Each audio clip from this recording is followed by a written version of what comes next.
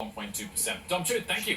Amazon celebrating its 25th anniversary today with its founder Jeff Bezos, now worth an estimated $158 billion. Eric Chemi joins us now with a closer look at the figures. Hey, Eric. That's right, Will. Jeff Bezos founding Amazon.com July 5th, 1994. That's exactly 25 years ago today. Since then, the company has broken many records and turned Bezos into the richest person in the world. Forbes says he and his family are now worth $159 billion. It just changes every day a little bit here, right? Of course, he didn't make that money evenly across the 25 years. But for some sense of scale, consider what it means if you broke it down into some smaller increments. He's made an average of about $6.4 billion per year, every year over these past 25.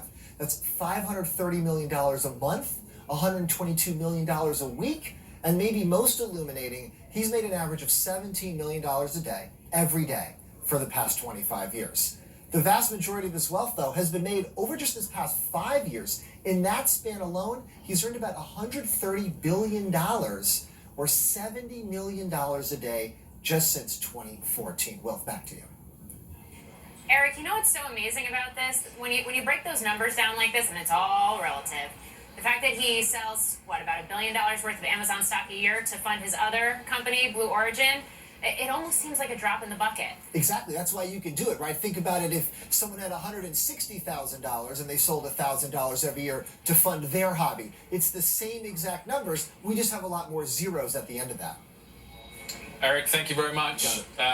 Some extraordinary numbers there, Mike. I guess the thing that's a good snapshot for me is we throw this in with all of the new tech growth companies. It's 25 years old. Yes. And it has adapted because it's got aspects of Netflix in it, and it's got aspects of Google with the cloud business, but the core business is old.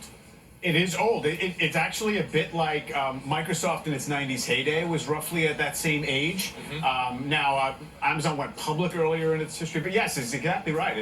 It's very well established. It's this massive, piece of the economy, right? I mean, just in terms of how it's intertwined with it. The thing about all those numbers about his wealth, though, that's I take away, is that the averages obscure the fact that at one point his wealth went down by 90% from peak to trough. In 2000 to 2001. The stock went down 90%, and people didn't know if it was going to actually have a second act. The other point I'd also say for the 25-year-old part of this, the online delivery shopping products, that's still not really profitable.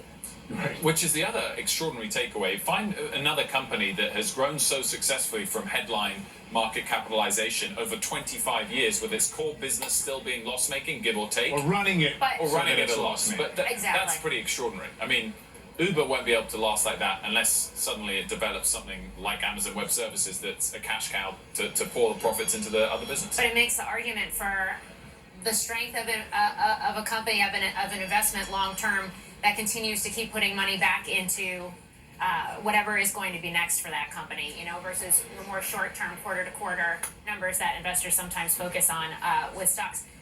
I was going to say something else, but I forgot. So I'll come back to it when I remember. It comes out of Silicon Valley wants to play by Amazon rules. The market generally does not let them. The other quick point, which clearly was not Eric's point, but this how much money he's made per year or per month, per week, is unrealized at this point. This is all in capital gain. 99% of it is. And as you said, he fell 90% before, so don't count your chickens. That would be news if it happened again. Well, when we return.